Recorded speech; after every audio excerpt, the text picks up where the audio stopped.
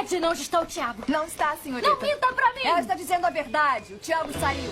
Você veio se meter nesta casa! Eu não estou de penetra. Ele me convidou. Comigo não se faça de ingênua. O que quer se aproximando do Thiago? Ele é meu namorado. O que eu quero ou não te interessa. E se gosta tanto do seu namorado, por que está saindo com o Alessandro? Porque gosto dele. Porque ele não tem nenhum compromisso, é livre. Alessandro não é livre. Não se aproxime dele, porque senão eu vou fazer você perder o Thiago pra Mas sempre. faça! Quero ver o que diz o seu marido. Enquanto isso, eu fico com o Alessandro. Perde o seu tempo, porque ele jamais vai te levar a sério, porque você é uma Isso é o que vadia. você é!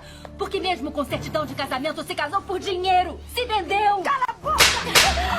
Você é uma estúpida! O que eu disse é verdade. Por isso o Thiago sabe que pode te comprar. Eu jamais seria amante de alguém como você é! Você é assim que me considera? Saia daqui, porque esta casa do meu amante e aqui não vai ficar. Sai daqui! Vamos! Sai daqui! Solta! Sai daqui! Me solta! Estúpida!